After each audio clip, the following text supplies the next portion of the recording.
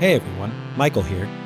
Bloom V2 has been out for a couple months now, and we're excited to share a new companion app that makes building Bloom sequences outside the module possible. Introducing the Bloom Sequence Editor, a web-based sequence builder for the Bloom V2. Basically, it's a single channel of the Bloom V2, giving you full access to tune modes and essential macro editors. Build the sequence of your dreams right in the browser, and even test it with the in-app subtractive synth voice, or with your favorite plugin using the MIDI output. Once you've dialed in your sequence, press the Export button to download the pattern file for your Bloom V2. Place the file on your USB drive, boot up Bloom, and load the pattern straight into a sequence channel. Easy as that. Okay, let's take a tour of the editor.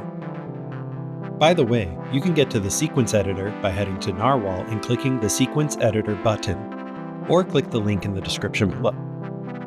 Looking at the app, we can see that the top portion is our transport section. This is where we can play, pause, and reset our sequence, change the tempo, and change our tuning reference. There's also a visual aid for our sequence here. Let's start our sequence. Our sequence is now playing, and you're hearing it control our subtractive synth voice built into the sequence editor. If you want to change how the subtractive synth sounds, click the Synth Settings button here. Here we can change our oscillator waveform, attack decay, volume, filter type, cutoff and resonance, the mod amount, and a simple delay effect to spice things up. Another important setting here is the MIDI note offset. This sets the root note for testing your sequence. Okay, let's head back to the sequence settings. Alongside the transport section, there are three other sections to the editor: the pattern settings, tune mode selector, and the sequencer steps. I'm going to change up the sequence real quick, but let's first talk about the pattern settings. This section is where we can change which pattern file we are editing, how long the sequence is, the playback order of the sequence, its scale, the clock ratio, and the mod mode for the sequence. A couple of notes about some of these settings. The musical scale on Bloom V2 is channel set, not pattern set. So loading a pattern from the editor into your module will not change the channel's quantized scale. It'll remain the same. Also, the velocity mod mode in the editor only affects the amplitude of the synth voice, while the other settings affect the filter cutoffs. Next, let's take a look at the sequencer section. This is where we can edit the steps of our sequence. Just like on Bloom V2, the editor's sequence is broken up into 8 pages of 8 steps, totaling up to our max length of 64 steps. Currently, we can turn steps on and off, and also change their note pitch. To jump to a new page, either click the arrows in the page navigation section, or click on the page number directly. Something to know moving forward: if you are editing a big sequence and you're tired of waiting to hear the note you are editing, the transport section lets us use Bloom V2's tuning reference modes.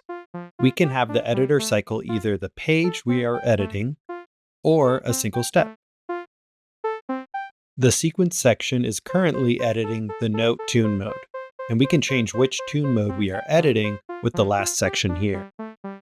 Each tune mode has a button to select it, a reseed button, and a clear button. Press reseed to randomly generate values across the sequence, or clear to reset it to the default state. Let's check out the other tune modes. Next up is gate length, which sets the gate length for the step based on one of the 8 available options. There's also the slew tune mode, which lets us adjust the slew amount per step with a slider. And the ratchets tune mode, which gives us the same ratchet amounts per step found on Bloom. The mod mode is next, and this page is kind of the whole reason we made this editor. The mod mode steps allow us to choose which shape is applied to each step for the sequence's mod output. And what is nice with a visual editor like this is that we can show the shapes right here in a little window. Isn't that neat? Use the slider to go through the different available shapes. The visual reference will update with the slider and with the selected mod mode. I'm selecting the value for Shapes mode now, but if I switch to Envelope mode, for example, the visual reference will show the selected envelope shape. Lastly, there is a macro editor mode, which provides access to edit all the tune modes in a single page. The Reseed and Clear buttons on Macro act as the Bloom V2 Reseed button and the Reset Tune Modes button combo. There is one more area of the editor I want to share, which is the File menu in the top left.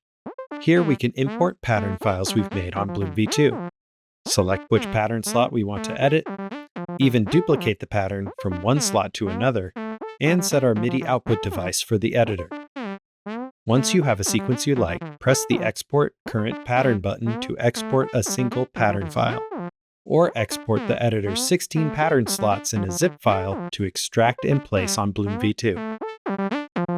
Our editor-built sequence was exported and placed on the USB drive. Now that Bloom is booted up, I can load my new sequence by selecting Pattern Bank 1. And there you have it. The Bloom Sequence Editor is a great companion app for Bloom V2, and we recommend giving it a try to build your next sequence. And if you don't have a Bloom V2, give the Sequence Editor a try to see what our fractal sequencing might offer. Until next time, happy blooming!